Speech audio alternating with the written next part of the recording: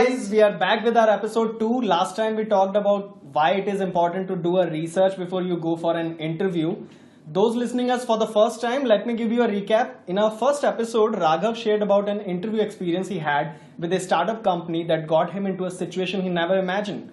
Raghav was once asked in an interview, imagine your house on fire, what will you do?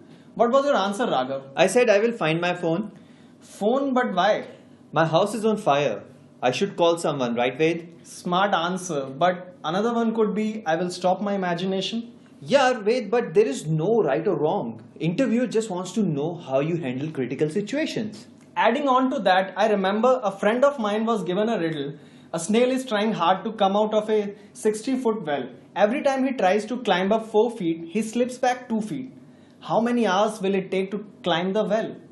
Basically, the interviewer is testing your reasoning abilities. You can talk through your logic to solve the problem. Don't be afraid to give a wrong answer. Sometimes interviewer is trying to assess how you deal with complex problems or situations. We talked to some of the HR people in our circle, and I even called one of my friend who was a former HR in an IT company to understand why HR asks these types of questions. What they really mean and how to give that perfect shot. See, interviews are basically like an audition. You have limited time to present your skills and impress the people who are closely watching your every move.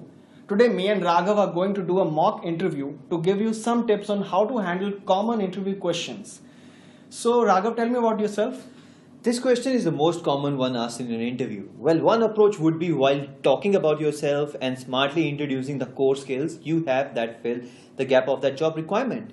And what's something extra or different you can bring to that organization? Okay, I'm seeing a gap in your resume.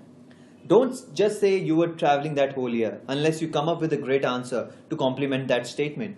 No company wants to hire someone who just spent their spare time relaxing or just sitting at home doing nothing. You can say that you spend the time developing certain skills, or I was taking up online classes to enhance professional skills, or you were taking care of your family. Sometimes being truthful is the best way to answer that question. Say you were managing your expenses by working as a freelancer. Why did you leave your last job? This is where most people lose.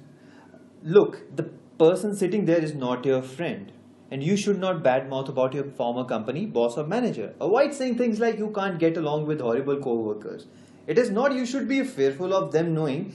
It just shows you are a person who takes the things personally and did not have guts to face a tough situation. And you will probably do the same and quit easily.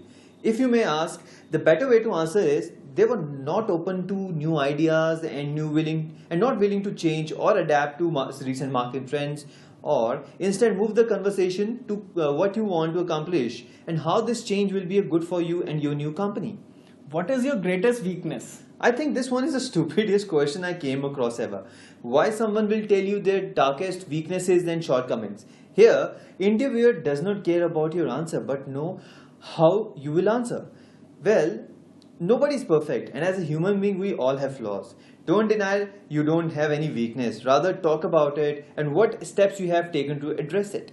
Choose a weakness that won't interfere with your current job responsibility. Like if you are applying for a writing job, you can mention I'm not good with numbers. Please don't take one point of strength and say it is a weakness.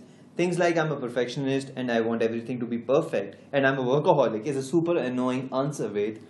Okay, where would you like to be in your career 5 years from now? This is an important for the company as recruitment process is time consuming and no company wants to invest their time and effort in training a person who will leave the company too soon. Use this as in your favor by talking about how you have been able to progress and continual challenge, and you would continue to do the same while moving the company to higher level over the next 5 years. And why should we hire you? This is just seemed like the first question, but in this you can highlight 2-3 points about your skills and experience that complement the job and benefit the entire company. What was your last drawn salary? You can say that I'm obliged to not disclose my salary to anyone. If they still insist you to give a number, you can say I'm focusing on a 50k range. Is that in your company's slab range too? Do a market research, ask people on LinkedIn to know your market value. Never lower down the number just to get the job. Remember, you will be investing most of the time at work and many a time sacrificing your family time or even personal time as well. Just to make your client happy? Just think about the amount they are offering. Is it worth it? And if your answer is no, then move on. There are many companies who are looking for hardworking candidates like you. Do you have any questions for me? Always ask a question. This is your chance to know more about the company, what they expect, and if HR mentions about some new projects, just mention it again in your conversation to show you are listening and excited about the job. If you do not do this, it will show you a lack of interest in the role of, or maybe in the company as well. Thank you, Raghav. With this, we come to the end of our show, Tips and Talks. Thank you so much for listening. I hope next time you go for an interview, these will really help you prepare better for your dream job. Subscribe to our channel. A lot more is coming up. In next episode, we are going to talk about the first day at office and how to work your way to easily manage your work and overcome nervousness.